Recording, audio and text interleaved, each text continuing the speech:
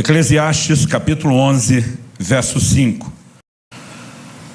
O texto sagrado diz: assim como você não conhece o caminho do vento, nem sabe como se formam os ossos no ventre da mulher grávida, assim também não entende as obras de Deus, que faz todas as coisas. Vou repetir uma vez só.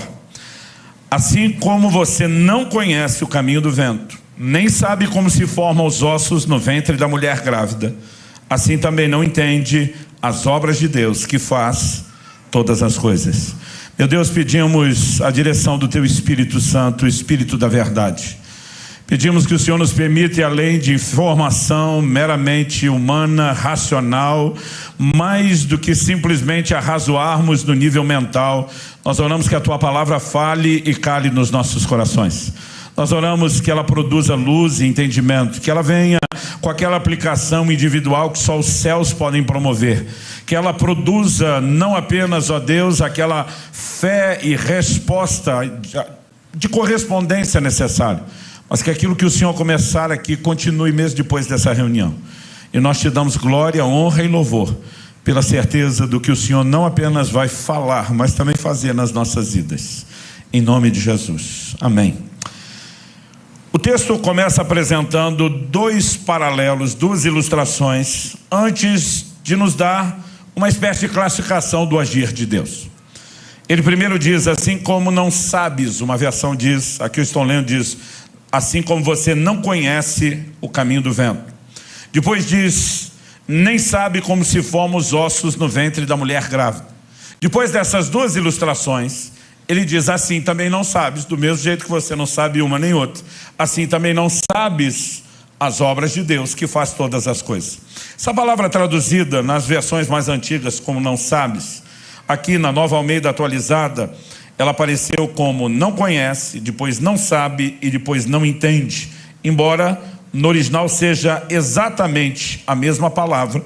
Acredito que essas tentativas de traduções diferentes visam apenas dar um significado mais abrangente, porque essa palavra, ela significa literalmente, no seu sentido primário, conhecer. Algumas possibilidades de expandir sua tradução é incluir junto com conhecer a ideia de perceber. Entre o conceito de percepção, existe nos léxicos uma menção específica de perceber e ver, ou seja, percepção visual. E acredito que justamente essa ideia de percepção visual é a que mais cabe no contexto. Porque quando ele diz assim como você não conhece o caminho do vento, ele basicamente não está falando apenas de algo que não se conhece, mas de algo que não se vê. Porque, por exemplo, eu posso saber em que direção o vento está soprando, pelo simples fato de que a brisa tocando o meu rosto denuncia. Ou observando as folhas de uma árvore balançando, eu sei, o vento está soprando para lá. Ainda que seja algo invisível aos nossos olhos, nós temos uma certa evidência. Mas nós temos hoje conhecimento não só de como as correntes de ar funcionam, a própria temperatura do ar produzindo movimento e circulação. Nós podemos até num determinado momento dizer está soprando para cá, mas nós não sabemos, como os antigos diziam, onde é que o vento faz a curva, onde é que a coisa muda. Eu, quando garoto, sou parte de uma geração anterior à do videogame. Parte da nossa diversão era soltar pipa. E uma hora a pipa está erguida para um lado porque o vento está soprando para lá. Daqui a pouco mudou completamente. E o caminho do vento é algo que, num momento específico, com determinados meios de checar, você pode dizer agora é assim, mas você não consegue acompanhar o processo com a vista dos olhos. Quando ele muda de exemplo, ele também fala de algo que acontece fora da vista dos olhos. Quando a Bíblia diz que nós não sabemos como se formam os ossos no ventre da mulher grávida, se a palavra significasse apenas saber ou conhecer, ela nem atualizada estaria mais. Porque hoje nós temos conhecimento científico e biológico da calcificação. Onde fala da formação dos ossos, é lógico que está falando da criança em desenvolvimento no ventre materno. E hoje nós temos o entendimento de como se dá a formação. No entanto, o processo acontece fora da vista dos olhos. Assim como no caso do vento, nós podemos ter algumas evidências. Mês a mês, naquela gestação, a barriga da mamãe está aumentando de tamanho, que denuncia que a criança está crescendo. Mas o processo acontece fora da vista dos olhos. Atualmente temos recursos tecnológicos que eles não tinham. Eu estou falando de mais de 2 décadas atrás, nas gravidez dos 2 filhos que Kelly e eu tivemos, a gente já pôde, pelo ultrassom, ir além da capacidade visual e descobrir que estava tudo bem com as crianças antes do nascimento. Eles, naquela época, não tinham nada que permitisse furar esse bloqueio da incapacidade de visualizar o processo. Mas mesmo nós hoje, nós temos pequenos vislumbres. A maior parte do tempo, o processo ainda acontece fora da vista dos olhos.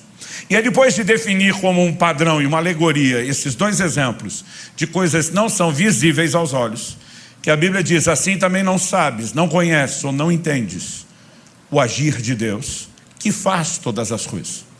Ou seja, a Bíblia garante que Deus está agindo em tudo, mas não é porque Ele está agindo em tudo que significa que eu e você consigamos reconhecer o processo.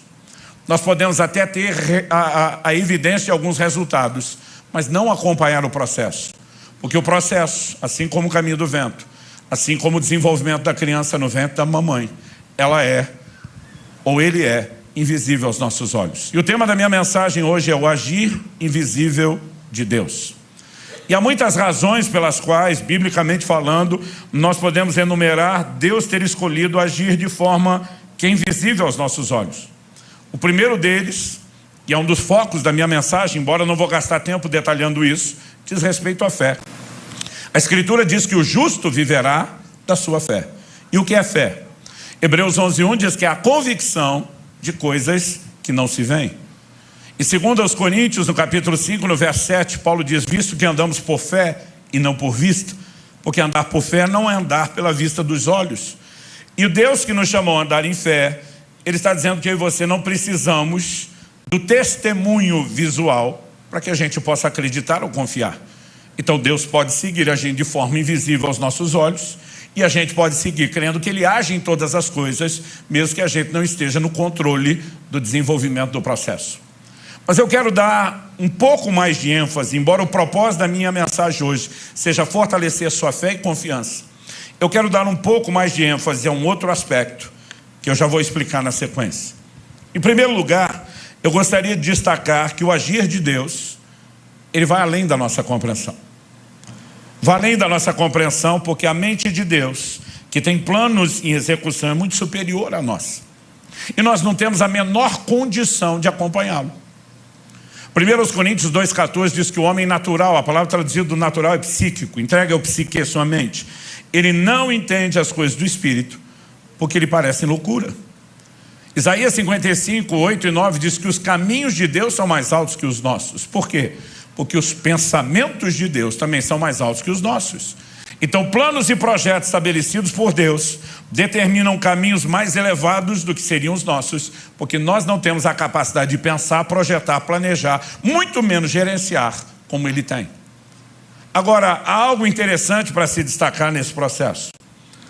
Em Provérbios, no capítulo 25 e no verso 2, e é interessante reconhecer que essa declaração, embora inspirada pelo Espírito Santo, é feita por ninguém menos do que Salomão. Um homem que teve conhecimento e sabedoria que atraía pessoas de longe para ouvi-lo dissertar sobre muitas coisas.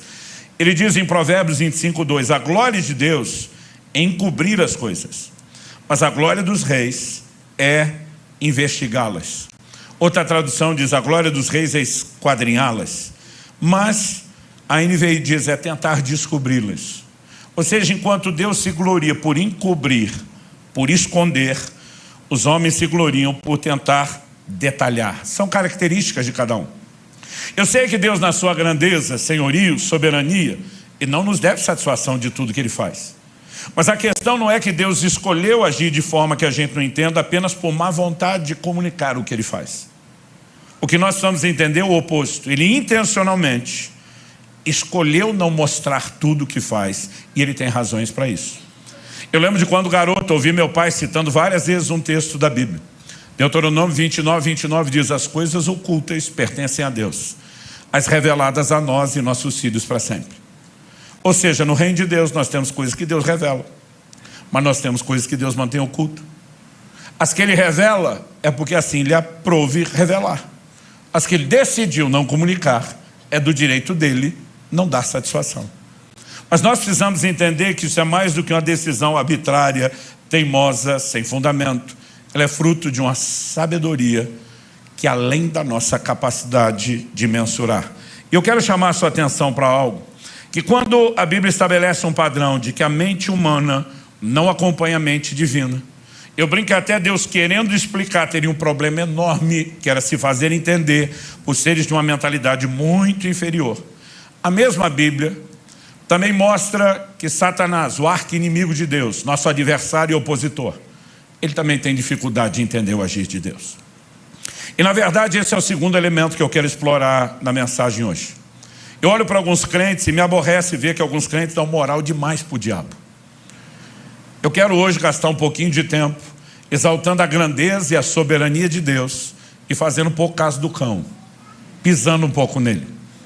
Eu quero te mostrar que o diabo não é isso tudo que alguns estão achando.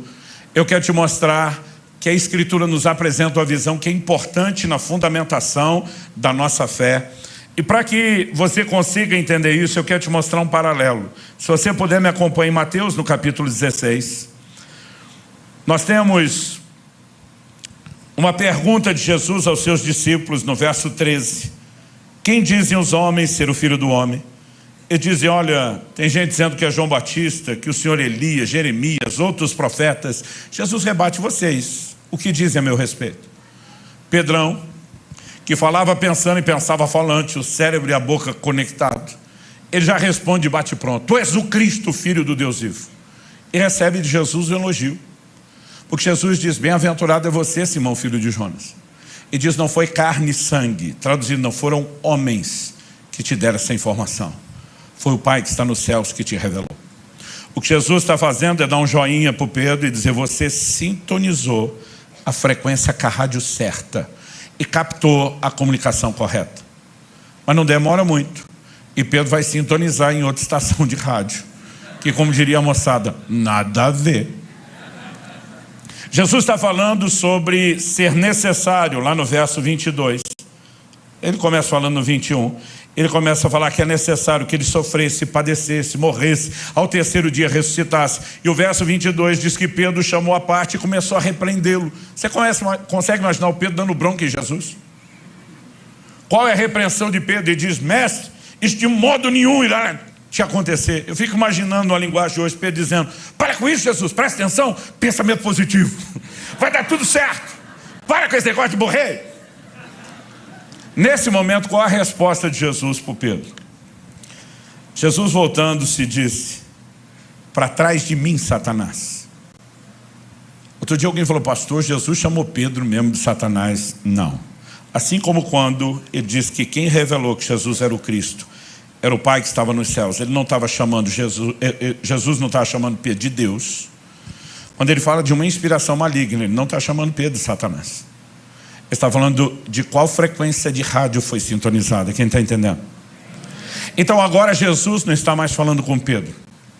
Ele está falando com a fonte de influência maligna por trás de Pedro. E ele diz, para trás de mim, Satanás, porque não cogitas. Outra tradução, como NVI diz, não pensa.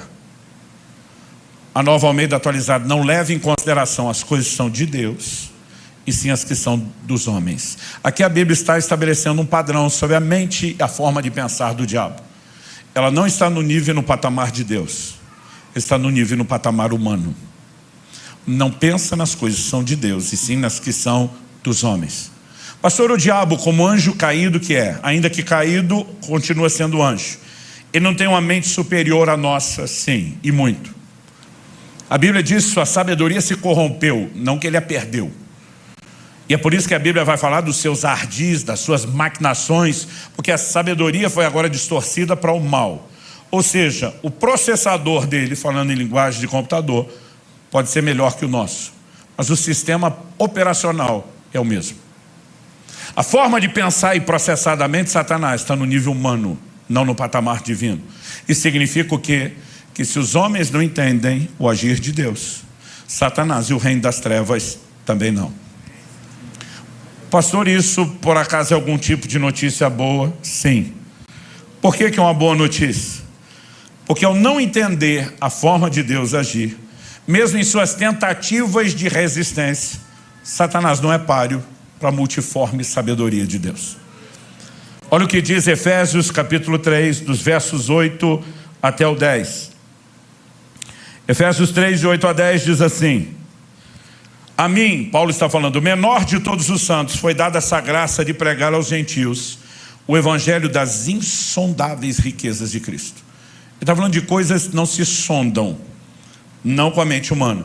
E manifestar a todos qual é a dispensação do mistério. Veio de mistério, leia-se segredo. Que durante tempos passados esteve oculto em Deus. Lugar de oculto, você pode ler escondido. Esteve oculto em Deus que criou todas as coisas. E isso para que agora, não mais como era no passado, pela igreja, a multiforme sabedoria de Deus se torne conhecida dos principados e das potestades nas regiões celestiais, segundo o eterno propósito, verso 11, que Deus estabeleceu em Cristo Jesus, nosso Senhor. Então vamos entender algo. Paulo está dizendo que durante muito tempo no passado, Deus manteve algumas coisas em oculto, em segredo. E ele fez isso, por quê? Para que agora, pela igreja, ele manifestasse, revelasse sua multiforme sabedoria. Sabedoria de Deus é tão grande, é tão expansiva, é tão fora da nossa capacidade de mensurar, que a única tentativa bíblica de dar um adjetivo que o homem entenda é multiforme. Ela tem muitas formas. Ou seja, ela além de gigantesca, imensurável, imprevisível. Mas Deus fez questão de usar a igreja e o momento do aparecimento da igreja no cenário para jogar na cara dos principados e potestades sua multiforme sabedoria. A geração de meus pais tinha um ditado que repetiam com frequência e já caiu em desuso. Para indicar esperteza, eles diziam assim: enquanto você está indo, eu já estou voltando. Na verdade, isso é um encurtamento de uma outra versão que diz: enquanto você está indo com milho, eu já estou voltando com o fubá pronto. Eu diria que enquanto o diabo está indo, Deus já foi e voltou eternas vezes. E ele está mandando uma mensagem de que na obra redentora, no propósito em Cristo, ao levantar a igreja, ele jogou na cara dos principados e potestades sua multiforme sabedoria. Quando você olha para a Escritura ao longo do Antigo Testamento, não é clara a ideia de que Deus enviará seu Filho, que se fará homem e que precisará morrer por nós.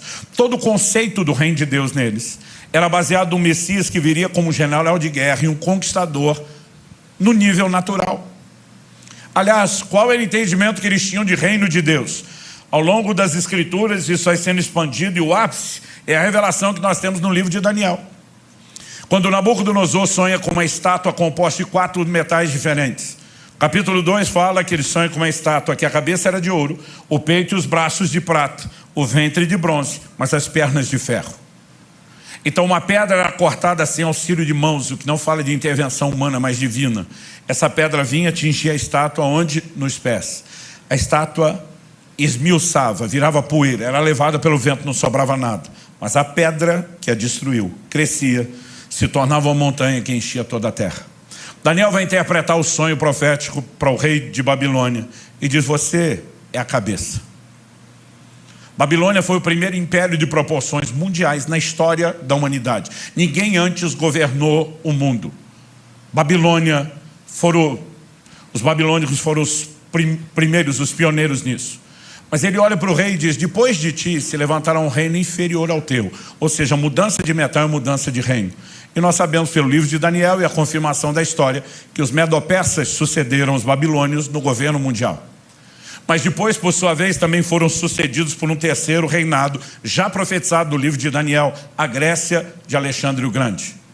Mas a Bíblia estava dizendo que não seria nos dias nem do primeiro, Babilônia, nem do segundo, os medo-persas, nem do terceiro império mundial, mas no dia do quarto, uma pedra viria para derrubar aquilo tudo. Qual é o quarto império? Romano. Quando que Jesus aparece dizendo: o tempo está cumprido e o reino de Deus é chegado? Nos dias do quarto império. É por isso que a expectativa estava altíssima. Todo mundo estava dizendo: a qualquer momento Deus vai derrubar o reino dos homens. Mas a expectativa deles era de um reino humano. Por isso que mesmo depois da ressurreição, Atos 1,6, os discípulos estão perguntando: é nesse tempo que restauras o reino a Israel? O que é que eles esperavam andando com Cristo? Nós vamos dominar o mundo. A Bíblia diz que Tiago e João, com a ajuda de mamãe, vão interceder para Jesus, dizendo: Senhor, quando te assentares no trono da tua glória, Permita que a gente se sente um à sua esquerda, outro à sua direita. O que os dois estavam pedindo? Deixa a gente ser ministro da fazenda e do planejamento. Deixa a faca e o queijo na mão da família. E a Bíblia diz que os 10 se revoltaram com isso. Por que revoltaram? Porque também queria os lugares à direita e à esquerda, de honra. A maioria deles teve dificuldade para enxergar o aspecto espiritual. Por quê? Porque essas profecias não eram tão claras. Por que não eram tão claras? Deus fez questão de manter oculto, não apenas dos homens, mas do reino das trevas. Quando Jesus se manifesta, o diabo está vendido, perdido na história. A insinuação por meio de Pedro é para que morrer, desiste dessa ideia, nada disso. Mas quem que entra em Judas depois para negociar a venda e a traição de Jesus? O próprio Satanás. Todo dia alguém falou, pastor, bipolaridade. Eu falei, não, estava perdido. Ele não sabe se para o processo de declaração de Jesus de morte, ele não sabe se o encaminha de vez para a cruz para tentar eliminar a ameaça. E o fato é que ao tentar se livrar de Cristo, sem que entendesse o que estava fazendo, o diabo cooperou para que a obra da redenção acontecesse. Por que ele fez isso? Porque ele queria cooperar com o plano de Deus? Não. Imagina Deus, uma linguagem de hoje para você entender, olhando do céu e dizendo, sabe de nada, inocente. Anos atrás eu vi uma declaração da irmã Valnice Milhomes que eu gostei e incorporei no meu vocabulário. Ela dizia, assim como nós armamos ratoeiras para pegar ratos, Deus arma sataneiras para pegar Satanás. Ele coloca armadilhas diante de alguém que não consegue entender os movimentos divinos. E mesmo quando ele tenta se opor, ele acaba reincidindo num comportamento. Ele coopera com Deus. Eu sei que a ideia de Satanás a serviço de Deus é assustadora para alguns, mas esse aparente paradoxo, essa aparente contradição, ela precisa ser entendida e explorada na Bíblia. O diabo não acabou cooperando só para que a morte de Jesus acontecesse. Durante todo o Antigo Testamento, ele imagina que o povo do reino, todo o reino, precisa não só de um rei, precisa dos súditos. Ele imagina que é a descendência natural de Abraão. Até porque Deus fez promessas a Abraão e a sua descendência. Mas Deus disse para Abraão, sua descendência será numerosa como a areia do mar. Ele está falando de algo numeroso, incontável, sim. Mas Deus também disse, ela será numerosa como as estrelas do céu. O que ele estava dizendo? Só de outra coisa numerosa e incontável? Não, ele está dizendo, eu vou te dar uma linhagem terrena, mas eu também vou te dar uma linhagem celestial. É isso que João tenta explicar. Veio para o que era seu, a linhagem natural, mas os seus não receberam. Mas a todos quantos o receberam, deu-lhes o direito de serem feitos seus filhos. E Paulo vai explicar que os gentios são os filhos da fé. Aos romanos ele diz que nós fomos simplesmente enxertados na oliveira. E o que eu estou tentando te apresentar aqui? O conceito de povo de Deus, olhando só para a perspectiva de Israel natural, era incompleto. No Antigo Testamento, toda a oposição de Satanás se vira contra esse povo.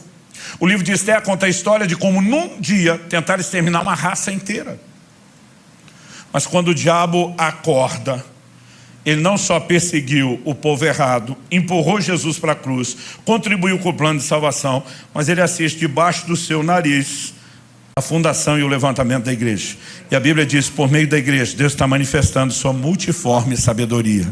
Deus está dizendo para os principados e potestades, sabe de nada, inocente. A hora que ele percebe o que aconteceu é tarde, a igreja começou, o evangelho está sendo pregado com poder, um avivamento está acontecendo em Jerusalém.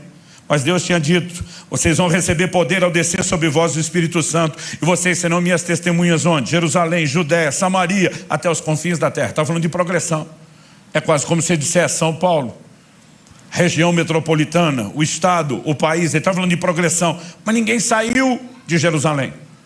Pessoas vinham da Judéia, mas eles não estavam indo à Judéia. Mas Atos 8:1 diz, se levanta grande perseguição contra a igreja, porque agora o diabo vira o canhão de Israel para a igreja. E quando a perseguição começou, e ela foi intensa, Atos 8:1 não só diz que foi uma grande perseguição, mas Atos 8:4 diz que todos, exceto os apóstolos, foram dispersos. Estamos falando de uma igreja de milhares e milhares e milhares de pessoas, e só sobraram os apóstolos. Mas a Bíblia diz, por onde eles passavam, fugindo da perseguição, eles pregavam o evangelho. Agora o evangelho transcende a Judéia, alcança a Samaria e começa a alcançar os gentios. Ou seja, a perseguição do diabo contra a igreja fez dele um dos primeiros agentes missionários da história da igreja. mais uma sataneira. Nós temos muitas delas ao longo das Escrituras. Martinho Lutero, o grande reformador, dizia: o diabo é o diabo de Deus. O que é que ele estava tentando dizer? Ele não está fora de controle. Eu vejo uns crentes que ficam apavorados, com medo do diabo, do reino das trevas, como se ele fosse muito mais do que é. Meu querido, a Escritura diz que maior é aquele que está em nós do que aquele que está no mundo. Mas algo que nós precisamos entender é que a Bíblia não apresenta um diabo fora de controle. Outro dia uma pessoa veio falar comigo, não, e ela falava baixinho assim, olhando para o lado, porque o caborja, e o que é o caborja? A pessoa estava assim, não, fala baixo. É dizer, é o diabo. Eu falei, por que tu está chamando o diabo de caborja? Para ele não ouvir. Com medo. Eu falei, gente, nós precisamos rever essa nossa teologia.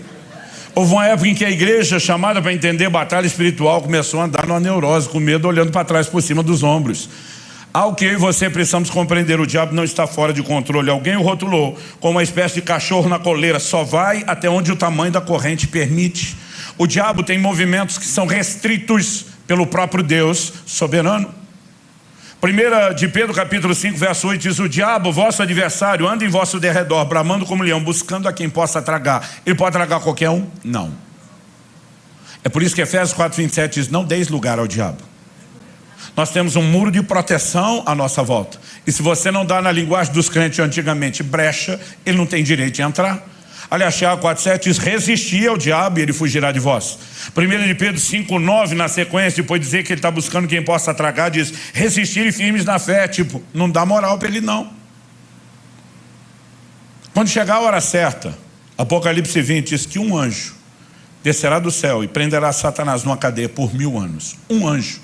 Não vai precisar de Miguel e todas as hostes angelicais. Um anjo só vai tirar Satanás de circulação. Mas a Bíblia diz por 1000 anos. E diz: quando os 1000 anos se completarem, importa que ele seja solto por um pequeno período de tempo. Porque vai fazer um último servicinho para Deus, antes de ser lançado no lago de fogo e enxofre. E quando eu li isso, quando criança do lago de fogo e de enxofre, eu dizia: bem feito. Ao que eu e você precisamos compreender é que ao longo das Escrituras, nós não enxergamos um Satanás fora de controle. Por mais que ele tente se opor em rebeldia a Deus. Tente você imaginar o desafio de jogar xadrez, não só com o criador do xadrez, com a mente mais exímia possível para jogar o jogo. E que além de tudo isso, ele sabe antecipadamente todos os movimentos que o seu oponente vai fazer. Como é que alguém ganha esse jogo dessa pessoa? A Bíblia apresenta um Deus que não é só onisciente, mas é presciente, sabe tudo de antemão. Esse Deus é onipotente, é o Todo-Poderoso, onipresente. Com tudo isso, você acha mesmo que ele está fora do controle? Agora, o que nós precisamos entender e compreender é que às vezes esse Deus, por razões que não entendemos, porque tem um agir que é invisível aos nossos olhos, ele permite ações satânicas. Ou seja, biblicamente falando, existem permissões divinas para ações satânicas. Os historiadores dizem que Martinho Lutero, o reformador, hoje é o dia de falar dele, ele queria tirar o livro de Tiago da Bíblia. Porque ele foi o cara que trouxe a revelação de volta para a igreja da salvação pela fé e não por obras. E quando ele lia Tiago dizendo: me mostra a fé que eu te mostro minhas obras, ele não conseguia conciliar as declarações. Ele não viu o quadro completo. Ele achava que aquilo era contraditório e dizia: não merece estar na Bíblia. Se dependesse dele, o livro de Tiago tinha saído da Bíblia. Eu nunca me preocupei em tirar o livro de Tiago da Bíblia, mas se eu pudesse tirar um, teria sido o livro de Jó. Porque quando eu li o livro de Jó, me dava um desespero. Eu dizia: Deus, por que esse livro está aqui? Não é bom para você. Não é bom para a sua imagem. O livro começa com Deus falando de Jó, jogando na cara do cão, dizendo para o diabo: viste meu servo Jó, não há ninguém justo e irrepreensível como ele. Deus está dizendo: é o cara, é o crente modelo.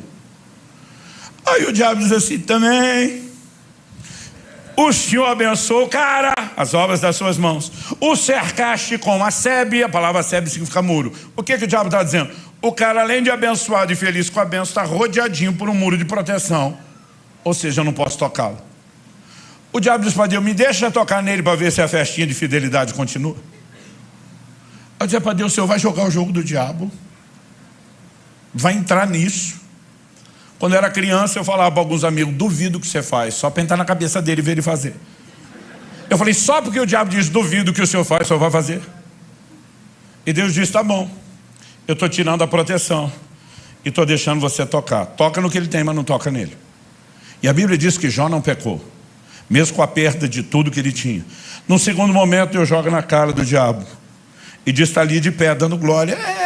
As coisas que ele perdeu, está num patamar. Deixa eu tocar no corpo dele. O Senhor diz, toca no corpo, mas não tira a vida. Todas as permissões têm restrição. E o diabo toca no corpo. E ainda assim Jó não blasfema contra Deus. Eu dizia para Deus, tudo isso só para provar o ponto do que o Senhor já sabia. E o Jó pagando a conta, porque o Senhor e o diabo estão nesse joguinho. E o Senhor não está sendo um bom Deus. Entregasse o crente meia boca na mão do Satanás, não o seu exemplar da vitrine. Alguém aqui já tentou ensinar Deus a ser Deus? Eu várias vezes quis dar sermão nele. O Senhor não está sendo um bom Deus, o Senhor não está fazendo direito. Não é para isso que o Senhor ganha, só faltava falar isso. E o livro de Jó me dava dor de barriga. E eu fiz malabarismos exegéticos para tentar explicar que o que aconteceu é culpa de Jó, não de Deus, porque alguém tinha que proteger a imagem de Deus. Então em Jó 3,25, Jó afirma, aquilo que eu temia me sobreveio, o que eu receava me aconteceu. Eu dizia, está aqui. Jó abriu a porta para o diabo pelo medo. E eu digo para as pessoas, isso é verdade. O medo é uma fé ao contrário. É a convicção de que algo ruim vai lhe acontecer. Eu dizia, o negócio tem nada a ver com Deus, é com o diabo. Foi ele que deu moral, deu espaço, deu lugar para Satanás. Onde uma pessoa que eu respeito muito, e ela também, de forma recíproca, sempre demonstrou muito respeito, ela me procura. E ela vem com um jogo de palavras assim, muito suave, alimentando meu ego para eu não perceber de cara o confronto. Eu disse, Subirá, me ajuda a entender uma coisa, porque você é uma pessoa assim, estudiosa das escrituras, sábio. Eu vi uma mensagem sua sobre Jó, mas eu não consegui acompanhar seu nível de raciocínio. Se você tiver paciência, se puder me ajudar. E eu, pois não. Eu disse, eu vi você falando, baseado em Jó 3,25, que Jó deu lugar para o diabo. Eu falei, exatamente. Ela falou, só me ajuda a entender algo, porque assim, o seu raciocínio é muito rápido, eu não acompanhei. Ela diz no início do livro, Deus chama o cara de irrepreensível. E se Deus diz que o cara não tem do que ser repreendido, como é que você conseguiu botar defeito nele? Eu falei, então, Deus chamou mesmo de irrepreensível? Aí diz, segundo, você ensina as pessoas a não dar brecha. Mas o Jó vai lá e deu a brecha através do medo. Pela brecha o diabo já podia entrar porque ele autorizou. Mas em vez do diabo entrar pela brecha, ele fica esperando Deus dar autorização para usar a entrada da brecha que o Jó já deu. Ele diz, por que essa burocracia está misturando as responsabilidades de todo mundo? Eu falei, resumindo, você acabou com a minha doutrina. Ela falou, Luciano, o diabo só tocou porque Deus permitiu. E a verdade é que o diabo só toca em alguém com permissão, ou da própria pessoa, ou uma permissão soberana de Deus. E no livro de Jó, não é Jó dando a permissão. Só que para nós é desconfortável imaginar Deus entregando alguém de bandeja, em algum nível de exposição mesmo que não seja completo, ao diabo. Mas mesmo se a gente tirasse o livro de Jó da Bíblia, não resolveria o problema. Por quê? Lucas capítulo 22, se você for rápido de endereço, abra comigo lá.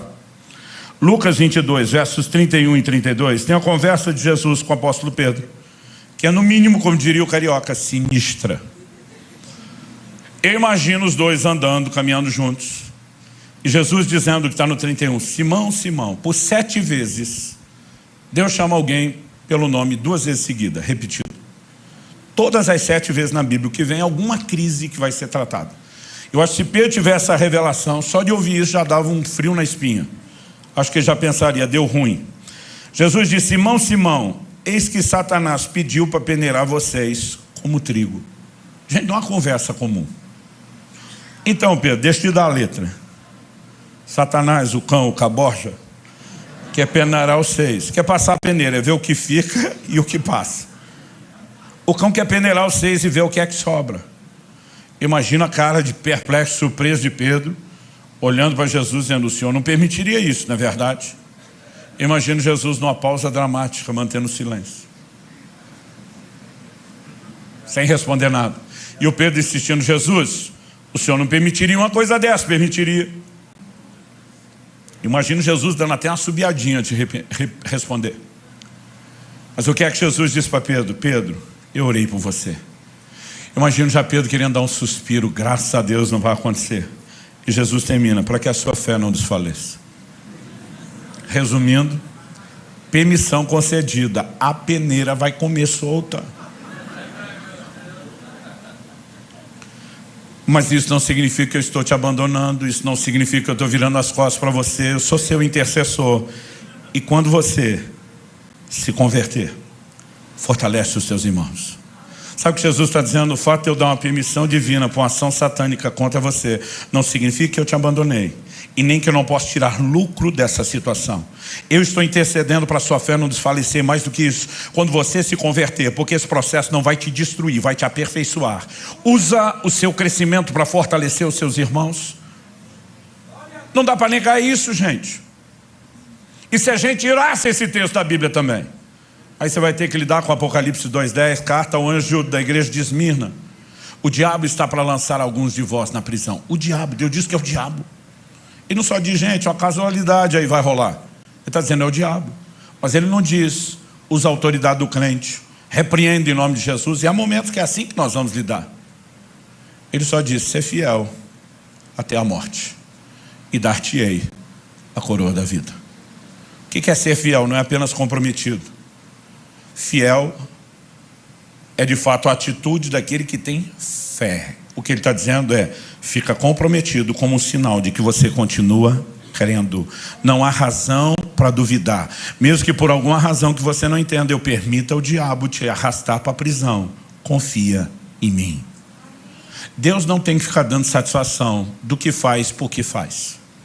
E ele tem uma forma de agir que é invisível aos nossos olhos. Mas nós temos uma declaração de Jesus a Pedro no momento do lava-pés. E diz, Pedro, o que eu faço? Não entenderás agora, entenderás depois. Ou seja, ele está dizendo, você não precisa entender nesse momento. Nesse momento você precisa confiar.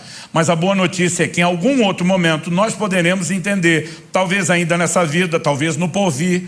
Eu gosto de uma frase, por isso que eu brinquei que hoje é o dia de citar Lutero, também atribuído a Lutero. Ele diz, não sei por quais caminhos Deus me conduz, mas conheço bem o meu guia. Eu e você não precisamos conhecer os caminhos nem os processos, nós sabemos os resultados onde Ele vai nos levar. Adversidades que Deus permite não significa que Ele deixou de estar comprometido, nos amando, preocupando com cada um de nós, cuidando de cada um de nós. Olha os amigos de Daniel, foram lançados na fornalha de fogo por fidelidade a Deus. Não me parece um bom prêmio ou recompensa. E um dia eu vi um pregador, o fogo não queimou nada. Eu pensei, não é bem assim. A Bíblia diz que o fogo não queimou um fio de cabelo, eles não tinham cheiro de fumaça, não mudou as roupas, mas o fogo queimou uma coisa. Por 3 vezes, a Bíblia enfatiza que os 3 foram lançados na fornalha amarrados. Mas o rei Nabucodonosor, surpreendido, olha e pergunta para aquela turma em volta que ganha para concordar com ele. Nós não lançamos 3 homens amarrados no fogo. A turma diz, é verdade, rei? E diz, eu vejo 4 homens soltos. O fogo queimou as cordas que os prendiam. Porque Deus tem o poder de usar as circunstâncias adversas para nos libertar das nossas próprias amarras, para nos fazer crescer, para nos aperfeiçoar e para garantir que não virou as costas num processo que pode ser doloroso. Ele manifesta sua presença. O 4º homem na fornalha é uma prova disso. E Jesus prometeu, eis que estou convosco todos os dias, até a consumação dos séculos. Faça chuva, faça sol, dia de eclipse. Ele prometeu que estaria conosco todos os dias. E o que eu e você precisamos é confiar. Por quê? Romanos 8:28 diz, todas as coisas cooperam juntamente para o bem daqueles que amam a Deus e são chamados segundo o seu propósito. Todas as coisas. Se tem alguém que pode acreditar na teoria da conspiração, é o crente. Tudo conspira em teu favor. Não só porque você ama a Deus, mas porque você foi chamado segundo o propósito divino. O propósito não é apenas aquilo que Deus tem de forma geral para todos nós. Ele tem aspectos individuais do propósito. Nos chama alguns de nós para algumas coisas, outros para outras. E por causa do propósito, Deus diz, eu vou fazer tudo conspirar em teu favor. Ele começa a dar sonhos proféticos para José, dizendo, meu propósito é te levantar como um governante. Sua própria família se curvará diante da autoridade que eu vou lhe dar. José, na imaturidade, não administra bem a revelação, dá com a língua nos dentes, fala o que não precisa para quem não tem que ouvir. Seus irmãos ficam com inveja e simplesmente tentam puxar o seu tapete e o vendem como escravo, dizendo, vamos ver o que será dos seus sonhos. Lá no Egito, a Bíblia diz que ainda que como escravo, Deus era com ele. Porque circunstâncias difíceis não significa que Deus nos abandonou. Ele cresce e prospera na casa de Potifar, mas porque é fiel a Deus, não aceita os convites e as propostas da mulher de Potifar para ir para a cama com ela. Ele injustamente é preso, agora ele vai para a cadeia. O cenário está parecendo pior do que o primeiro, mas a Bíblia diz, e o Senhor era com José. Porque as circunstâncias adversas não determinam se Deus está ou não está conosco. O que determina é a palavra e a declaração dele, de que ele estaria conosco. Mas quando chega a hora certa, o José está na cara do gol, no timing perfeito, para viver o plano de Deus. Por quê? Nosso destino profético não está na mão das pessoas, nem tampouco daquelas que nos odeiam ou querem nos sabotar. O nosso destino, o nosso propósito está na mão de um Deus que pode usar até aquilo que tentam contra nós para nos colocar no lugar certo, na hora certa, para viver o plano e o propósito de Deus. Quem está entendendo? Em Gênesis 45, dos versos 5 a 8, por 3 vezes, José repete para os seus irmãos: Deus me enviou adiante de vós para o Egito. Ele diz: não foi vocês que me venderam para cá, Deus me trouxe. Por 3 vezes ele diz: Deus trouxe. Isso pode levar alguns a concluir de forma equivocada que existe uma espécie de fatalismo, de predeterminismo arbitrário. Então essas pessoas não escolheram fazer o mal contra José. Deus determinou que assim fosse porque ele queria. Será que é isso que a Escritura nos ensina? Não. Porque a explicação bíblica vem do todo da Escritura e não de parte dela. Em Gênesis 50, 20, o mesmo José, falando com os mesmos irmãos, ele diz: vocês na verdade intentaram mal contra mim, porém Deus o tornou em bem, para fazer como estão vendo agora, que se conserve a vida de muita gente. Ele diz: a parte de vocês, eu não vou tirar a responsabilidade. Vocês tentaram me derrubar, vocês intentaram e planejaram o mal, mas Deus, para quem não há refúgio, tudo é reciclável, transformou a maldade de vocês em bem, porque eu sou fiel a Ele. Eu estou debaixo do propósito e todas as coisas cooperam para o bem daqueles que amam a Deus, são chamados segundo o seu propósito. Agora, se Deus pode usar o ataque de pessoas que não estão te apoiando, você acredita mesmo que os ataques de Satanás fogem ao controle de Deus? Ele tem o poder de usar os mesmos ataques e transformá-los em verdadeiras sataneiras, armadilhas, que façam com que o diabo, no final do processo, chegue a uma conclusão junto conosco. Ele cooperou em vez de atrapalhar. Obviamente não estou falando daquilo que a Bíblia adverte, não dá lugar ao diabo. Alguns o diabo está agindo porque eles deram espaço e não era nada do que Deus queria. Mas há outros que não cederão espaço. E alguma permissão divina está te surpreendendo. Confie que qualquer permissão divina para uma ação satânica não é um abandono, é um gerenciamento da mente mais brilhante, que ninguém desse universo jamais poderá entender ou acompanhar, mas que tem um compromisso de cuidado com cada um de nós. O que eu estou dizendo e compartilhando essas verdades bíblicas? Porque entendê-las trouxe uma profunda mudança na minha relação com Deus, na minha jornada de fé. Em agosto de 93 eu tive um acidente de carro, que não fosse uma intervenção divina teria sido fatal. E o crente dizer que foi milagre é uma coisa, porque crente é empolgado. Mas quando médicos não cristãos começam a te atestar isso, mostrar todos os resultados dos exames e dizer quais seriam as implicações naturais, ficar te dizendo: teu santo é forte, alguém lá em cima vela por você, isso é milagre, é porque algo aconteceu. Mas sabe, esse acidente me deixou em crise, porque enquanto todo mundo falava dos milagres, eu ficava pensando comigo, milagre por milagre, já que Deus ia fazer eu não bati em ninguém, ninguém bateu em mim, eu estava na estrada, mas eu tive uma aquaplanagem e o carro caiu ribanceira abaixo. Eu tinha acabado de trocar de carro e pensei, estava de mudança de São Paulo para Curitiba, falei, quando chegar lá faço o seguro. Até hoje não fiz, porque deu perda total naquele carro. Tudo que estava dentro do carro era toda a minha mudança, tudo que eu tinha. O Paraty, para quem lembra dos carros antigos, com o banco abaixado, tudo carregado até o teto. O que não se perdeu no acidente foi roubado enquanto era socorrido. Eu descubro que eu estou no hospital só com a roupa do corpo rasgada, ensanguentada, e que eu não tenho mais nada. Paralelo a isso, várias outras áreas da minha vida resolveram desmoronar tudo de uma vez, como se eu tivesse ganhado o dom do para-raio. Tudo caía em cima de mim. Eu ficava dizendo para Deus, milagre por milagre, já que o Senhor ia fazer, eu não podia ter arrumado o carro na estrada. Em vez de deixar eu me arrebentar lá na ribanceira para depois dizer, salvei você, viu? Você não dava para fazer um milagre inteiro?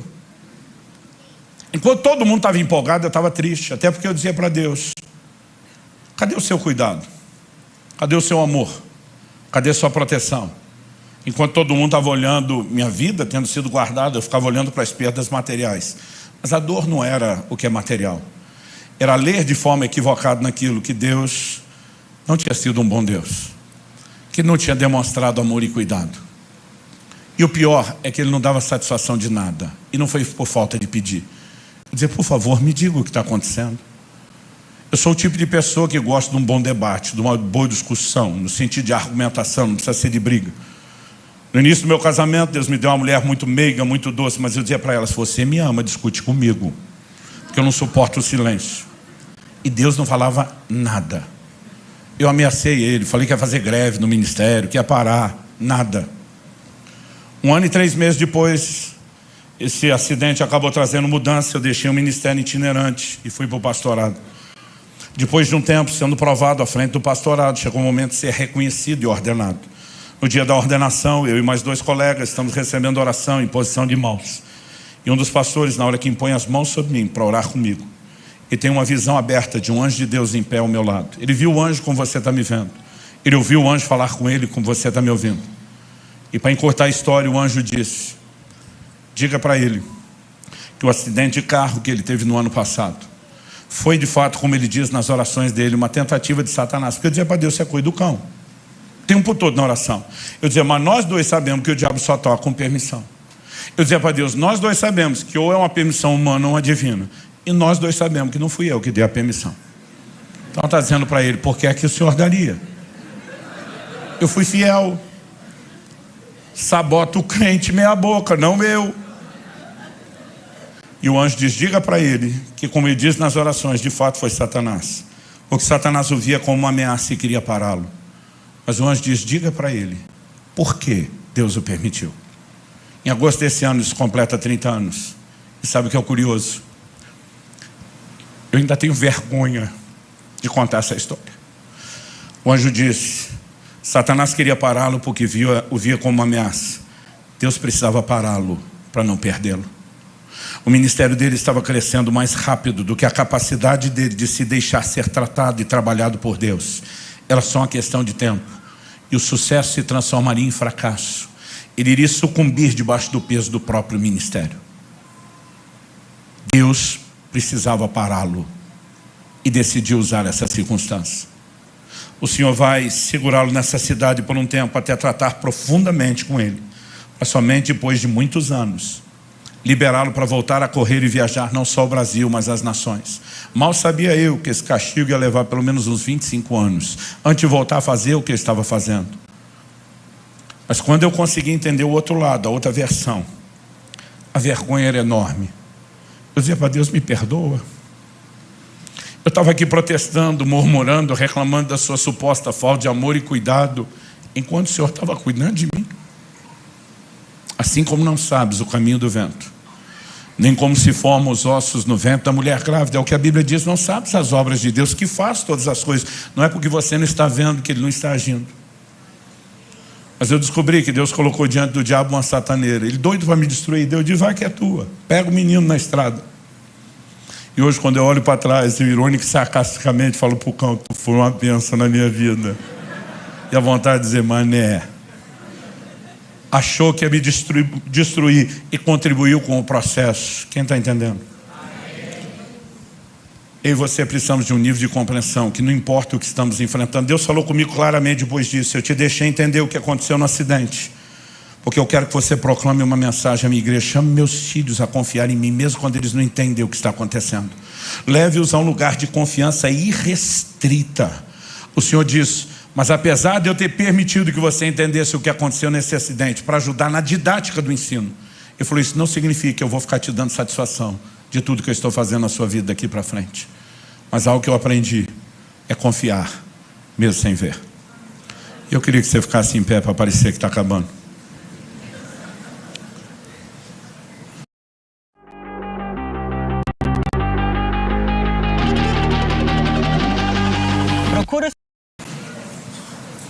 Quando eu era garoto, eu me lembro de um poema que já foi muito popular no meio cristão. O poema ficou sendo conhecido mais pelo apelido do que pelo nome. O apelido é Pegadas na Areia.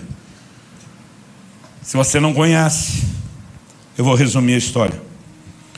Ele fala de uma pessoa que via toda a história e trajetória da sua vida e percebia que Deus sempre esteve ao seu lado o tempo todo. Mas quando ele olhava para a trajetória da sua história, ele via que apesar de Deus ter andado com ele naquela areia da praia a maior parte do tempo, quando ele olhava para trás nos momentos mais difíceis, ele só via um par de pegadas. E a pergunta que fazia a Deus era: aonde o Senhor estava nos momentos mais difíceis? Porque o seu par de pegadas não estava ali.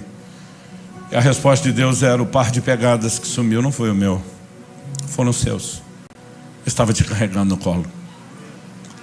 Eu vi muito esse poema. Eu nem entendia porque as pessoas se emocionavam com ele. Até entender tudo aquilo que eu passei, viver o que eu vivi, começar a entender a doutrina bíblica. Em momentos onde eu olho para trás e tenho a sensação de que ele me abandonou, eu digo: essa não é a versão real. Não tem a menor chance dele te abandonar. E diz: eu estou contigo todos os dias, convosco, todos os dias, até a consumação dos séculos. E diz: eu é que sei os pensamentos que eu tenho a seu respeito. Quando Deus fala isso para Israel, Ele está dizendo: não é você que vai dizer que sabe o que eu penso. Quem sabe o que eu penso de vocês sou eu. Eu é que sei. E diz: são planos de bem, não de mal, para vos dar um futuro e uma esperança. Eu creio que nessa noite Deus quer provocar nossa fé e confiança a um novo nível de resposta. E eu creio que Ele quer derramar de forma sobrenatural nesse lugar um bálsamo. Porque muitos de vocês estão com a dor entalada aí dentro, lutando para não sucumbir a nenhuma crise de fé, mas completamente perdidos no processo. Deus está dizendo: para de procurar entender o que não sabes agora, entenderás depois. Chegará um dia onde eu não sei se Deus vai dar explicação, se nós vamos entender automaticamente. Chegará um dia onde com certeza haverá entendimento. Mas até que esse dia chegue, a fé se apoia no caráter de Deus, e um Deus está acima de qualquer suspeita. Eu queria que você falasse com Deus por uns instantes e cresce que é uma provisão sobrenatural hoje, de um bálsamo para tocar essa dor aí dentro de você, que você sabe o que é. Espírito Santo, se o Senhor não agir, terá sido só uma palestra, no máximo motivacional. Mas nós queremos no teu toque e clamamos pelo teu sopro de vida neste lugar, sobre cada um dos nossos irmãos e irmãs. Cumpre o teu propósito, o propósito pelo qual o Senhor tem liberado a tua palavra, e que a graça que acompanhe a ação do teu Espírito execute tudo aquilo que o Senhor intencionou. Nós oramos em nome de Jesus. Se você crê e concorda, diga amém. Se você recebe essa palavra, diga: eu recebo em nome de Jesus.